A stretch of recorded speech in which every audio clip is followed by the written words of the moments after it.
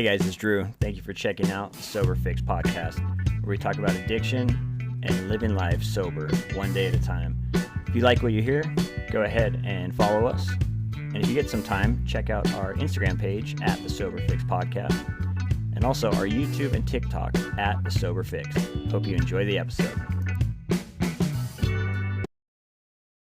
What is up, everybody? Thank you again for checking out another episode of the Sober Fix podcast. We're now at season 2, episode 15, which is awesome because I remember making them on my phone the first couple episodes and thinking, I don't really know what I'm doing here, but this is fun. And it's kind of turned into a big passion of mine. And the biggest thing is I've got to meet so many cool people throughout this process. People that are sober, that are motivated, that have turned their life around and are finding a way to just enjoy life and help other people. And I'm super excited today. We've got Daryl Dittmer back on today. Probably recognize Daryl. He was on before when he wrote his first book, and now we've got him here, and he's written his second one, and it's The Road You're On Is Your Own Asphalt, and that is part of the When I Stop Fighting series now, right? Daryl, how you doing, man? Good, man. Good to see you, Drew. Thank you. Thanks for having me on. It's the first book is When I Stop Fighting. The second one is When You Stop Fighting. And then When You Stop Fighting. Yeah. Can you tell me about that? How did you what was the little change for? Yeah, it was so the first book was geared more toward my story and my dysfunction, my addiction, recovery, just life, right? Like once I, talking about my childhood and then, all the addiction madness and coming out of that. And then, the majority of it was I tried to, expand upon how cool life is sober. By the way, I got your swag on. I love it. But how cool life is sober and how cool life can become as with sobriety being the starting point. So that was my story. And the lessons I learned, the getting my own ass handed to me and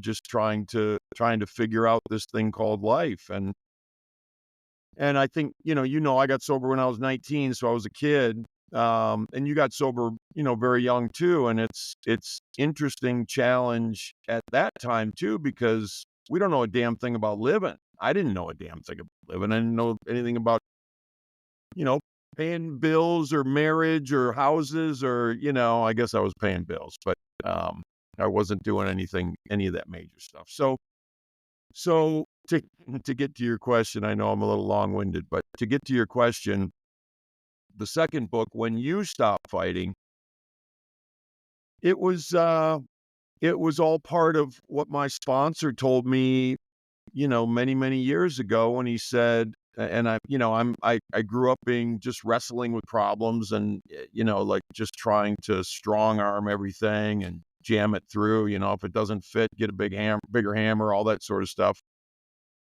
Like, if you're struggling, swing harder, like that sort of thing, which isn't necessarily the answer in many, many cases, as I found out. But so my sponsor said to me as I was wrestling with this stuff, he said, Daryl, when you stop fighting, the fighting stops. And I was like, oh, so that's how this whole thing works. And so that was the advent of the first book, When I Stop Fighting, and then the second book, When You Stop Fighting. That's kind of how we came. Yeah, that's pretty cool. What was it like writing that second book? It was fun. It was really fun. I had no idea how much fun I would have writing books. And my motivation is and has been to try to help other people via my story. And so, it's a great way to get up in the morning, to think about, okay, I'm trying to do this. And it was very therapeutic for me too, I think, just, going through all that stuff and remembering the stories. And I'd go to my wife and say, oh my God, I thought of this story. And I'd tell her the story. She's like, oh, that's got a book. So I'm like, okay. So it was just a cool process. So the first book, I spent about 18, 19 years thinking about it, and then I spent 3 months writing it. And the second book, I spent no time thinking about it, and an additional 2 or 3 months writing it because it just kept going. So it was a cool process, allowing it to unfold, within me, but then also allowing it to unfold on paper, uh, or whatever they call it on computers these days. It's not paper. Yeah, and how is and you got your podcast going now. I see you online with a bunch of different guests on. How is all that going? I love it. I have decided that I am going to do seasons, um, because I spent. We talked a little bit about this earlier, and I'll just dive into it a little bit. But I can take anything and do it to the extreme, which is just part of the whole addiction thing, I think, and just the way we roll with addiction. So I have to temper myself, um, or I will, I have the capacity to drive myself crazy. So, I'm very capable of doing that. Even as long as I've been sober, life still happens, and I still happen. I still happen to life, and life still happens to me. So it's I love the podcast, but and I love the guests that I've had on, and obviously you were one of them. Which was very cool, and it's a very cool thing, but I have to do it in chunks, and I'm going to ask you for some advice on my season 2, by the way. So we'll be talking. Yeah, absolutely. And it's something, I mean, for those that have never really tried it, and when I was kind of getting into it in the beginning, I thought like, oh, record some episodes here or there. And as I started to learn a little bit more, I realized, wow, there's a lot of effort that goes into this. There's a lot of like even when I'm not sitting down and recording an episode or trying to like post stuff to kind of get people to try and come listen. Like I'm throughout the day thinking about things that I want to start to record. I'm thinking about different episodes. It's a lot of work, you know? Have you found that out as well?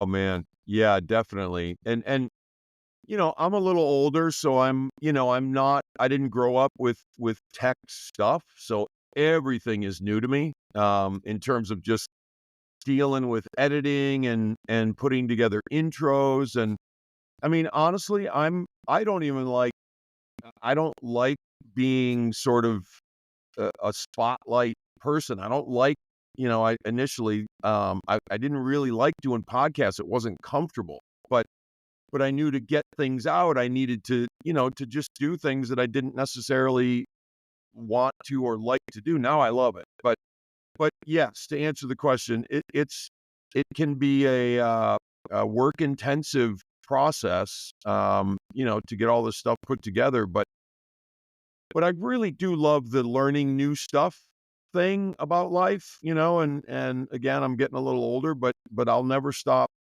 trying to jam new stuff into my brain and new stuff into my life.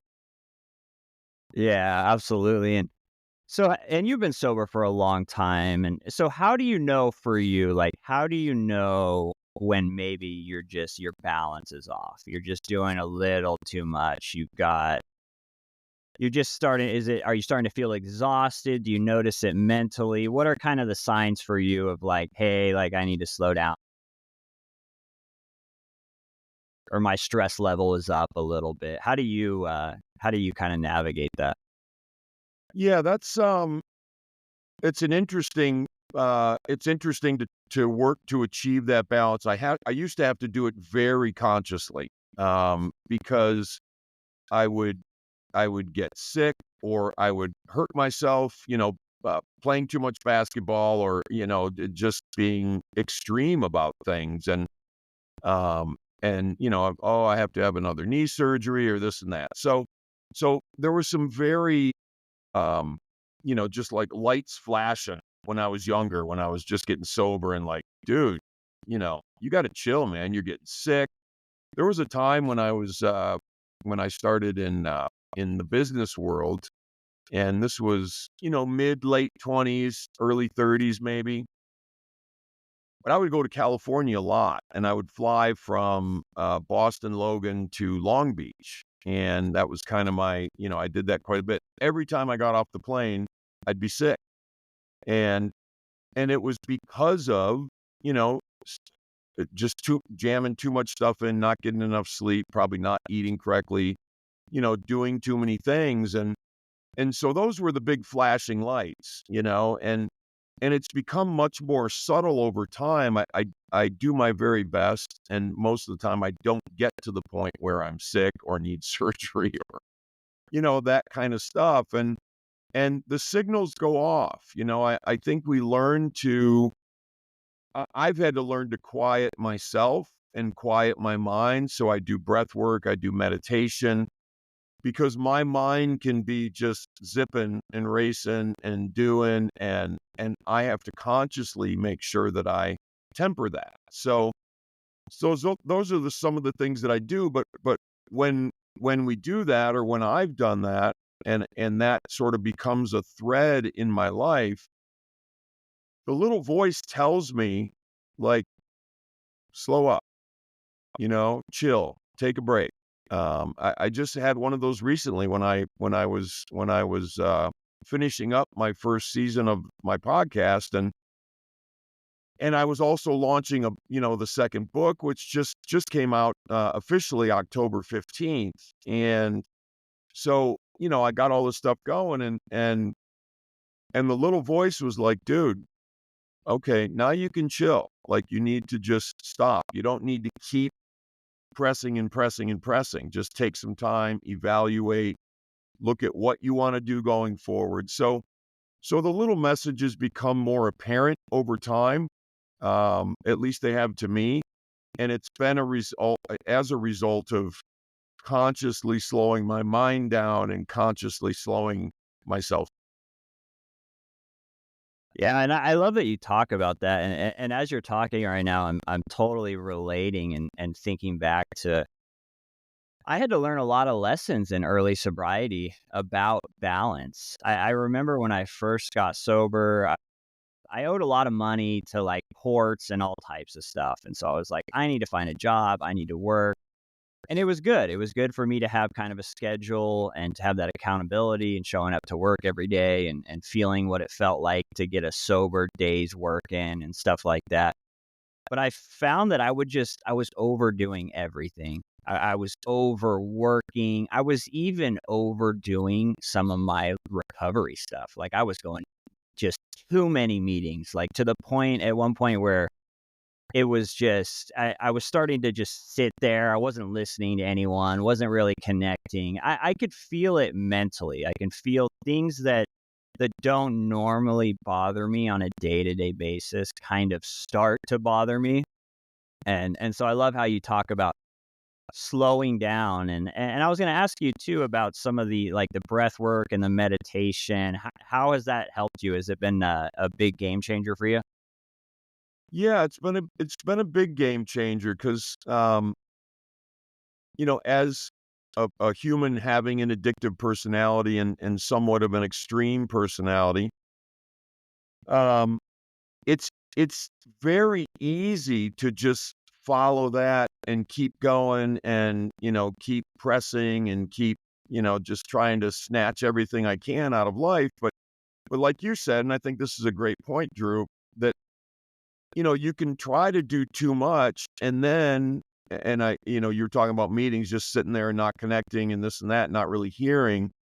And that's what happens with life because, life is what happens while you're worried about everything else, right? So I think that's a real key, and so I consciously looked, and this was, probably in the first 4 or 5 years of sobriety. I bought books on meditation. I'm reading all kinds of different authors on this stuff, and nothing really connected with me. And then I don't know how many years ago it was, probably maybe 30. excuse me, I met a guy who is now a great friend of mine, and he taught me a specific type of meditation using a mantra, and that just kind of connected with me. And then he's an Indian dude, and it comes up in it's a different way of life, and he moved here I think 30 some years ago, but he learned when he was young to do the breath work and to meditate, and just things that we don't necessarily learn here. And so he started a breath work um, uh, workshop basically online, and he taught me and he taught my wife, and it's been absolutely a game changer to be able to just slow things down as we discussed. Yeah, and I love that you talk about too is like, when you were working on the book and you're working on all the podcast stuff and you kind of talked about kind of just like slowing down and reevaluating and just kind of looking at like, okay, like what's my next kind of goal here, And I can relate to that too, because there's times where I just, and me, like as an addict, alcoholic, like I've got the same thinking, it's like when I'm into something, I am into it. I'm putting full energy into it. It's a good thing, but it could also turn into a bad thing, I found for me as well. So now that you've kind of reevaluated, what's next for you? And as far as like podcast stuff or sobriety, do you have any like kind of goals coming up here? Yeah, it's funny because one of the benefits of slowing things down a little bit, and allowing that to happen is I can go through the stages of evaluation. Um, when I launched, the recent book, and I was winding up that first podcast season, and I'm like, and I got done with that stuff, and it's still ongoing, obviously, to a certain extent, but as far as the book stuff, but I was like, I just don't know if I want to do podcasts anymore. Like that's kind of how I felt at that time because of the amount of work that goes into it and this and that. And then I allow myself to go through the stages, and now I'm like, oh, well, of course I want to do podcasting because I love talking to people, and so I have to allow that for myself, and there's very few final decisions sometimes because if something's messing with my peace or something's messing with, there's a negative or a toxic thing in my life, I will boot it out, no questions asked. I've learned to do that. But if there's something that I know is helping other people and potentially helping me to be better in this world, and I think podcasting is one of those things, I have to go through the stages of evaluation, and that's what I've done. So as far as goals going forward, yes, I've committed to writing a third book, and we can thank my wife for that because I just wanted to write one, and she's like, "You definitely got three in you." I'm like, "Okay." So so, but I'm not in a hurry to start it, and that's a cool thing. I'm going to start it sometime in 2025, but I'm also not going to be in a rush to either start it or get it done. I've got a lot to do with my first and second books in terms of marketing, and that's really an intention of mine. I think of life more from an intention perspective, and if you want to talk more about that, we can. But that's just I don't think of it from a goal perspective because my intention is to get my books in people's hands, and that's what I have to get better at for book one and two before I really start cranking on book three. Because as part of my personality, like you said, once I start, I'm all in, and I would forget about marketing book one and two if I started writing book three. So I have to take things in the logical steps. And another intention I have for next year is to get the podcast going again, but also do more more video stuff where maybe I read something from the book or one of the books and talk about it a little bit and just help, people wrap their heads around what these books are about. Um, so, so those are, and outside of that, uh, my wife and I are looking to do more traveling and that sort of thing. So, those are things that we've already got some cool stuff planned, and I have to fit those things into my life because I'm I'm semi-retired and I have been for a while, and I can't, just drive myself nuts doing stuff. I have to allow myself to slow down and do other things. Yeah, that's super cool, Daryl. I was gonna ask you too, you mentioned kind of along the way in sobriety or just in life in general, kind of having to get negative things out of your life as they pop up. Can you kind of expand on that? Yeah, that's you know, it's interesting because a lot of times that has to do with people. Um and sometimes it has to do with an occupation or something that's just not right for me, that maybe I'm doing and I'm just over it kind of thing. I'm not going to make myself enjoy it. And then I have to balance that with, okay, if I have a commitment to take care of my loved ones, from a financial perspective or whatever, I have to balance out that sort of thing. But and I did that with my life.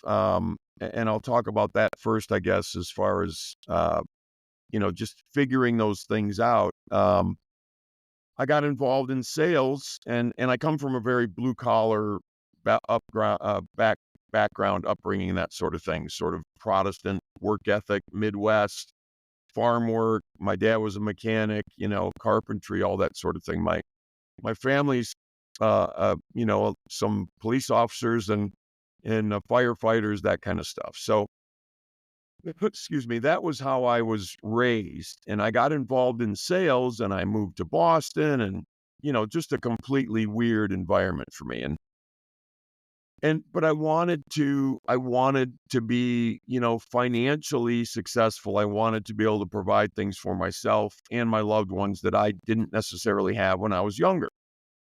And, and so that was a big driving force for me, and that started to happen. But then we started as a small company, and then it grew, and it became kind of corporate-y and became kind of backstabby and became kind of like, just gross, for lack of a better terminology. And it was something that I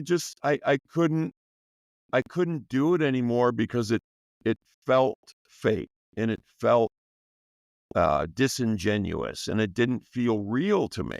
I think nowadays they'd call it authentic. It didn't feel authentic. So that was kind of, something that I needed to change in my life. And that was a risk.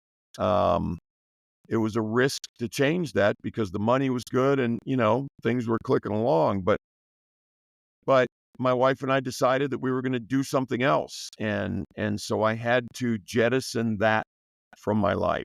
And I did, and it was perfect. It was a great thing. And it didn't mean life got, 1,000 times better, but it meant my insides got 1,000 times better. Um, because because it just didn't fit anymore. And I think that's something where, in sobriety as we go along, the first thing that I was told when I came into sobriety was, if you change the game, you got to change the players. And I had to get rid of the toxic people that were still addicted and doing those things that I used to spend all my time with. And it was unfortunate, but that was just what needed to happen for me to stay sober. But then as I stayed sober longer, it was, there were people who would come into my life that would end up being toxic, and some maybe stayed too long, that I had to usher out of my life. And there actually have been even family members in my life that I just had to say, you know what? No more. I can't do it anymore.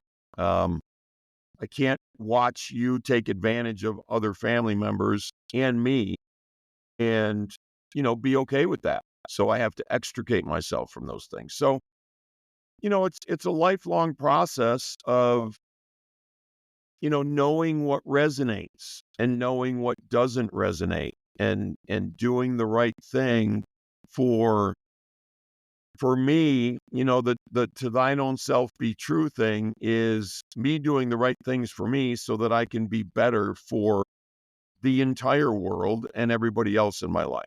And that's what I stand by. And I get a little more probably um, stringent on that as I go along because it feels so good to not have that stuff in my life that I don't want it. Yeah, as you were explaining that, I'm popping up in my head as kind of like protecting your peace, protecting your serenity. It's like when I finally started to feel better after getting sober and kind of doing a lot of work on myself, and I realized like, wow, I don't have all this kind of drama in my life right now. I don't have all this chaos. Like I don't have all these things that are going wrong like on a daily, hourly, sometimes minute basis. And I liked it. And then I realized, okay, like I need to try and do whatever I can, take any steps that I can to make sure like I don't put myself back into that toxicity or that negativity. How important is that for those that are starting off and have put maybe the drugs and the alcohol down, but they still have a lot of those old friends and kind of negative influences? How important is it for them to kind of distance themselves from that negativity? I feel it's 100% crucial to moving forward in life. And so, I look at this as sobriety is the only place I can start. And what I have to do is change me. So once I get rid of the drugs and the alcohol, that's just the beginning. And I don't mean this in a flippant way at all, but I'm going to say it because I'm one of us. That's the easy part, you know? The hard part is all the stuff that happens after that. And the hard part is feeling the feelings, and the hard part is making the amends and trying to do better. And so I can't do those things for me if I'm still mired in the behaviors, whether I'm drinking or not drinking, of the people that and the crowd that I used to be with, because that was a culture, for lack of better terminology, of uh, for me it was deceit, it was hiding, it was destruction of myself and others. It was dysfunction. And those are the things that I have to usher out of my life. And so, to just nail the answer to the question, it's indispensable to change who we're hanging around with, if those people were practicing the same things I was practicing when I was out there. Yeah, I totally agree, and I love how you answered that. I was gonna ask you too, kind of about living amends and kind of, you get sober and at least for me, there was a lot of years that I was drinking and then I put the drugs and alcohol down as like the first step that you mentioned. And I kind of wanted trust back like pretty quick. I had these expectations that were just not realistic and I learned through time that in order for me to earn trust, like I had to do kind of like living amends, where I was showing people through my actions that I was changing. How important is that to kind of, instead of just saying like, hey, look, like I'm sober now, like everything's going to be better, not really just saying it, but actually doing it? Crucial. Yeah. I mean, again, indispensable because because saying it, there's it- in life is doing stuff. Life is continuing. For me, it's been continuing to do things differently and find better ways and upgrade me and be better at living. And, you know, my parents, it took them a long time. My brother, my sister, the people that I knew and all the people that were around me. I came from, I grew up after, young teen years in a small town. And I was kind of one of those guys that, nice enough maybe, but, not the guy you want your kid to hang around with sort of thing. So, you know, there's a whole lot of world out there that I don't need to change for, but I need to change myself into something different so that I can be better for that world. Um, and you know, the old saying, "Money talks, BS walks." Right? And Ralph Waldo Emerson says, which I just love this quote, but what you are speaks so loudly, I cannot hear what you say. And so we have to take care of the are. What are we? How are we showing up on the planet every day? And are we treating ourselves the right way? And are we treating other people the right way?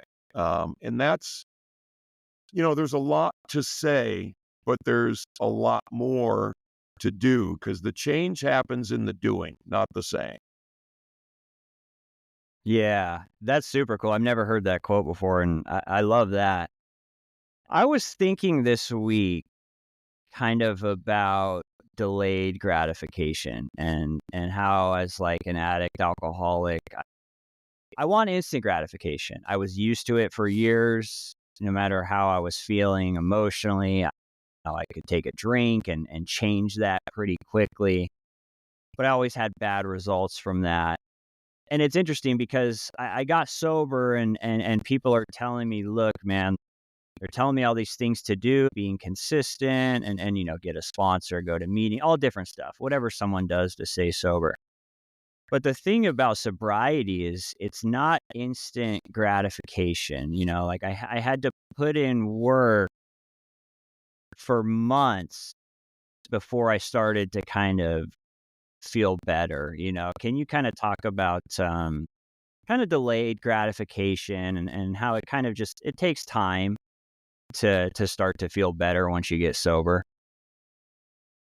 It absolutely does. And that could be a difficult thing because and it was for me too, just the same way. It was like,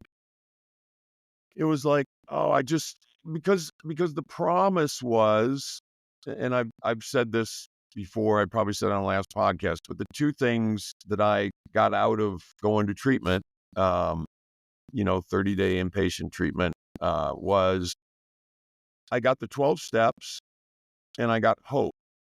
And the 12 steps is, it's something we live forever, but we actually do the 12 steps, whether we're doing them, sort of internally, and there's some we need to do outside of us in terms of, how we work with other people. And that's work, man. That takes time.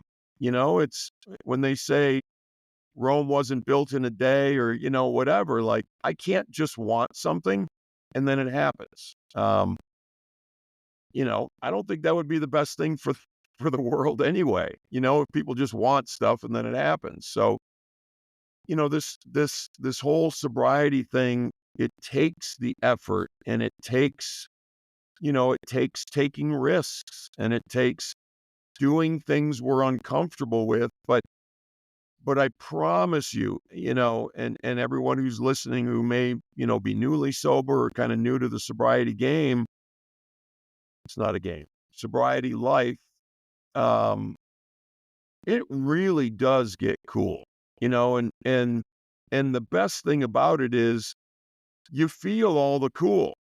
The scary part is when you first start, you feel all the crappy stuff, and some of the cool. But then as you stay around longer, most of it gets to be really cool. And that doesn't mean bad things don't happen, because bad things happen whether you're sober or not. But when you're in a position within yourself, and when I'm in a position within myself to have calmed down and to have, sort of ingested some of this sobriety stuff and some of this life stuff, and I start to feel a little better, I start to get a little success in my life, whether internally or externally. It's really cool to feel that happen within myself. And it does feel slow, but I promise you also, you get to a point where it's like it's just cool every day, and that doesn't mean, again, everything's beautiful and sunshiny every day, but it's cool every day to know that, you know, I'm doing life in a way that's good for me and that's good for other people. I'm not hiding things. I'm not lying. I'm not cheating. I'm not stealing. I have a clean sort of Daryl that I'm walking around with every day. Um, and it's great to put my head on the pillow at night knowing that. Yeah, I love that, and it's like, it just feels good to not like, especially the lying, not having to and I love that you say the hiding too. It's like for a lot of years, I just felt the need to just hide what was going on with me from everyone, and I tried to minimize my drinking, and I tried to act like it wasn't a problem, but it was, and eventually I knew that. But I was gonna ask you, Daryl, what was the hardest part for you about getting sober? Was it like the very beginning when you first put the drink or the drugs down? Was it like the first year? What do you think was the hardest for you about getting when you look at all the years that have gone through now? Is it do you think it was the very beginning that was the hardest, or what was the hardest for you? You know, I would say the very beginning,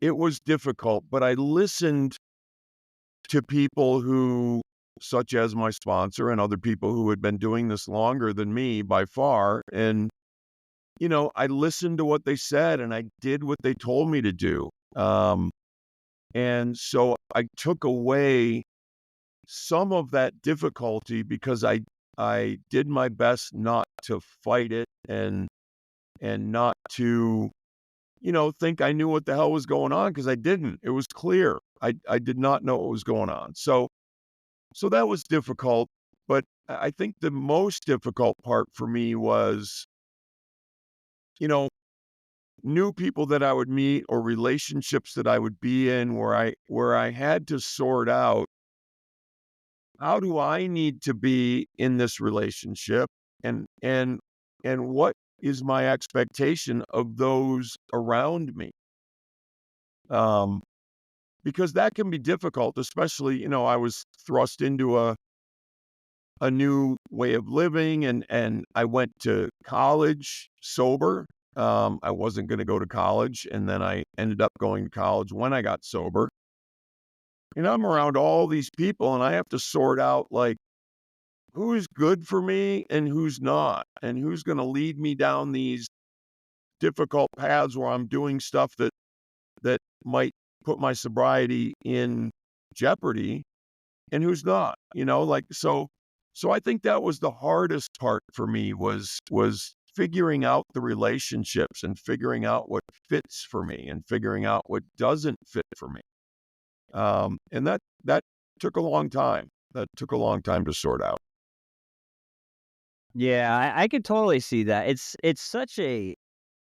kind of such a learning process, this whole life, and especially sobriety. It's like I kind of I had my recovery program, and I was like we talked about earlier, was kind of trying to find balance, and I've learned a lot from kind of just like making mistakes here and there. Well, like, sometimes I overdo it with work, or sometimes, like we talked about, overdoing it with, like, a hobby or a passion or stuff like that, and I've just kind of there's been things that I've tried, and it didn't work out, and it's just it's kind of just been my experience. It's been like kind of a trial and error thing, and I'm always kind of just trying to make improvements to my kind of like recovery program and stuff. I was going to ask you, like, are you still doing that today? Are there times when you realize, oh, hey, look, like I need to change this up, or maybe I could do this a little bit different? Are you kind of adjusting your recovery program as time goes on? Absolutely. Yeah, and I don't necessarily name it anymore, in terms of it's just my life, and it's just me trying to be better. And, I read a lot of books about, stuff that I don't necessarily know about, or that challenge me, that have to do with you know, being better at this whole living thing, or experiencing more inside me. Um, so yeah, absolutely. I mean, I spend a lot of time, you know, working to improve me, and not necessarily my life, because my life I feel like is outside of me, but and most of the work I do is trying to um, expand my horizons inside of. Yeah, and can you kind of explain, just for those that may be starting out in sobriety, like how important is it to really make sure that you have either friends that are sober or just positive influence, maybe the sponsor, maybe some type of mentor? How important is it for someone early on to really start to build like a positive community of people around them? It's another one of those crucial, indispensable things, in my opinion. They like I said, when I first got sober, I listened. I did my best to listen. I didn't always listen, because I'm a rebel through and through. Um, but I did my best to listen. And when they said go get a sponsor, I got a sponsor. And they said hang around with sober people. So I went to a ton of meetings, and probably for, I don't know, 8, 9 years, I went to a meeting or two a day.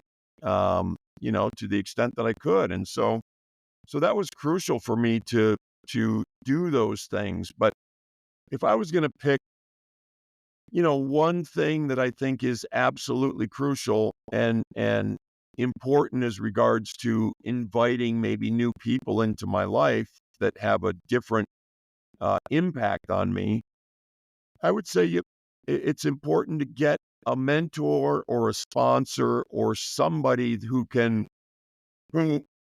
who has what you want. When I met my sponsor, his name was Bud.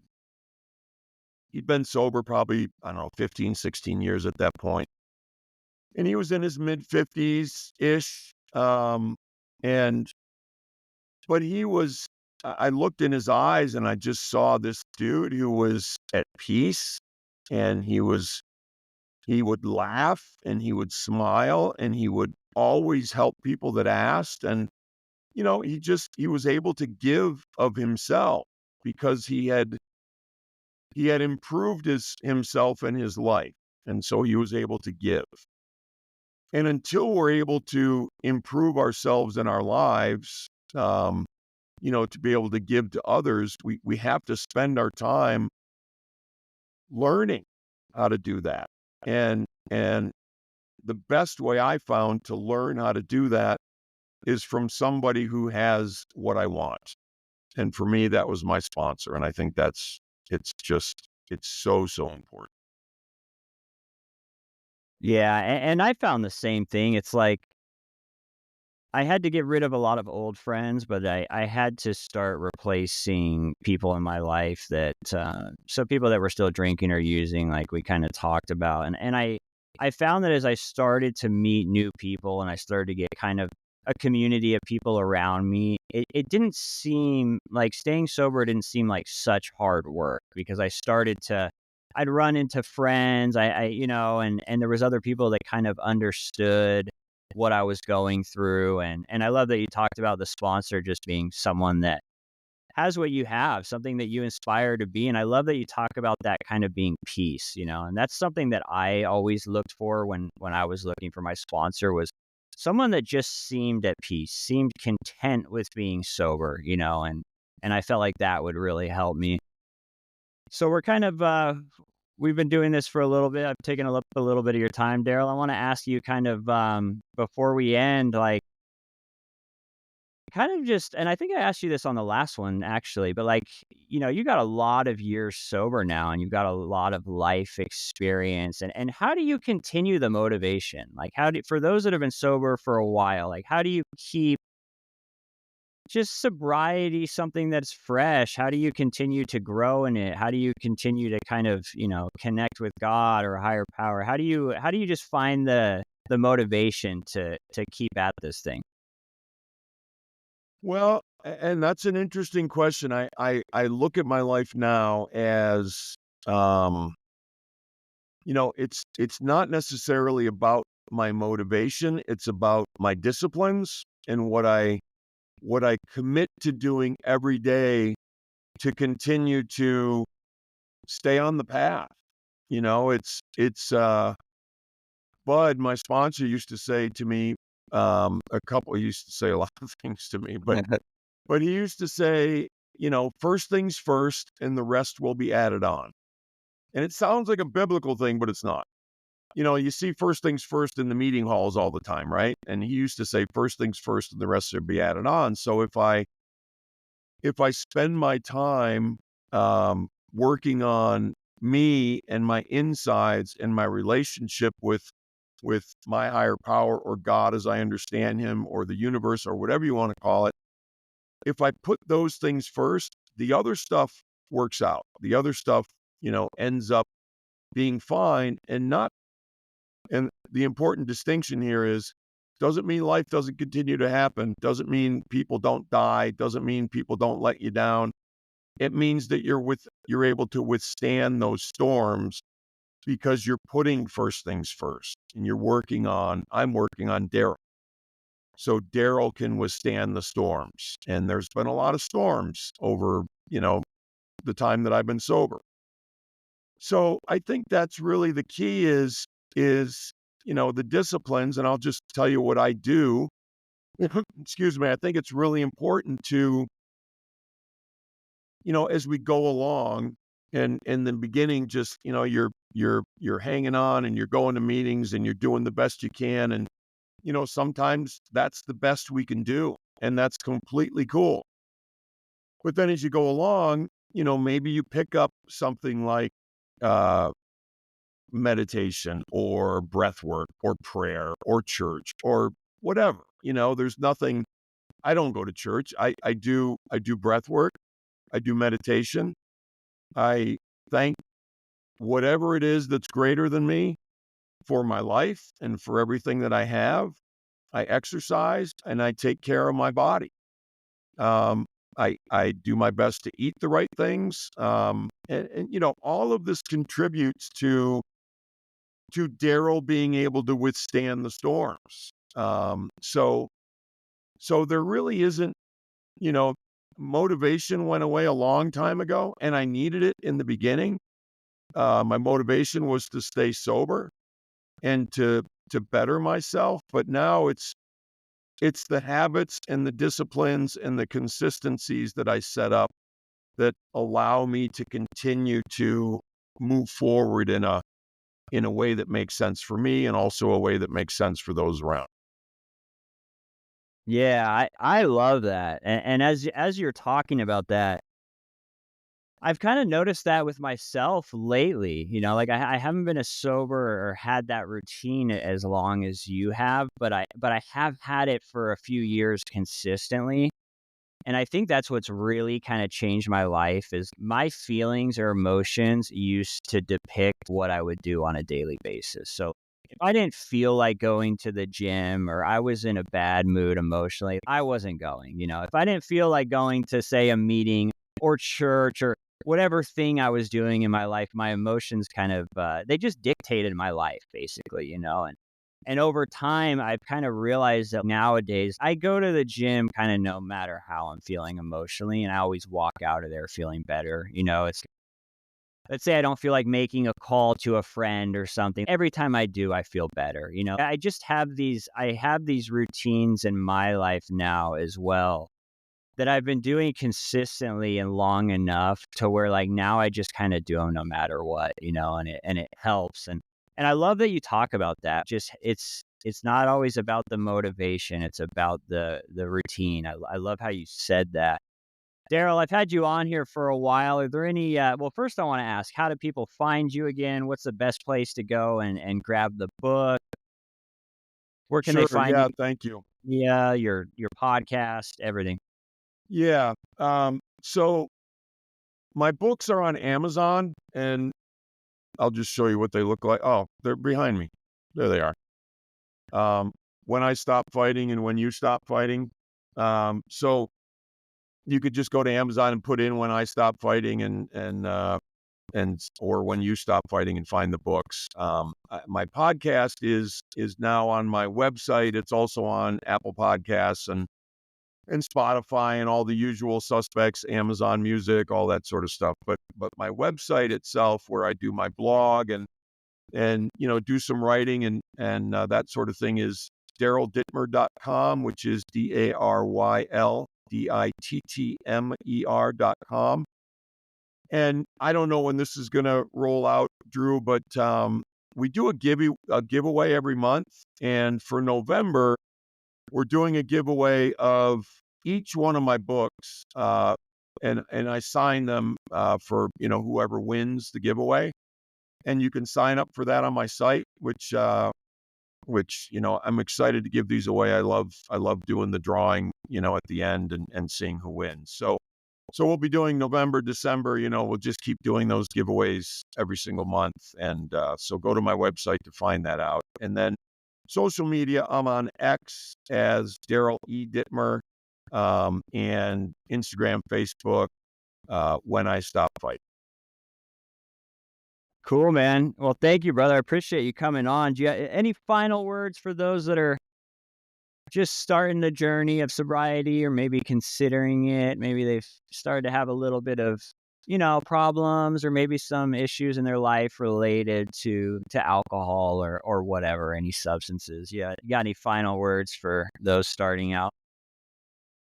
I do, and it's something I've been thinking about lately, and something that I want to impart to as many people as I can. And it may end up being a title of my next book. We'll see. But you'll hear that it's okay to not be okay, right? And I think that's important for people to understand, especially in sobriety, that early on, that you're not always going to feel good. It's not always going to be stuff you feel like doing. You're not always going to want to go to a meeting. You're not always going to want to, like you said, go to the gym or whatever it is that we know we should do, or eat right, or get enough sleep, or stay away from, bad situations, that sort of thing. So it's okay to feel not okay. It's okay to not want to do the stuff. Problem is, you have to do the stuff, and as many of those things as you can. And I've been far from perfect. So obviously, but allowing myself a little bit of grace to not be perfect, but to make sure that I'm doing the right things for myself and as many of the right things as I can. So it's okay to not be okay. And then as you go along, and this was a big one for me, it's also okay to be okay. I don't have to keep kicking the crap out of myself. I don't have to keep digging in the dirt to try to find things wrong with me, to try to root them out. You know what I mean? Sometimes it's okay to just know that you're okay and you're doing the best you can today with your life as it is right now. And I think those are two things that it's important for people to understand as they're moving through the stages of sobriety. Yeah, I love that, Daryl. I love both of those points. And I think it's good for us all to remember, like just in life in general, or if we're on the sober path, is I feel like for me, my life would get a lot better when I first put the stuff down, and then I would kind of get on myself. Am I doing enough? Am I doing enough for my recovery program, or am I doing enough of this, enough of that? And like, I love that you mentioned just, it's okay to be okay. We don't have to constantly be looking for things from the past or things that are wrong with us. Sometimes we've done a lot of work, and we need to be able to enjoy it a little bit and just know that, hey, this hard work is paying off and I'm okay today. Sure. Yeah. Yeah. Good stuff, man. Thanks, Daryl. Appreciate you, man. Thank you, Make Drew. I sure appreciate you too, anyone brother. make sure anyone listening goes and grabs those books. Thank you, man. Take it easy, man. All right. All right, you made it through another episode. Thanks again, and if you'd like to collaborate or come on the show, please email me at thesoberfixpodcast@gmail.com. Have a great day.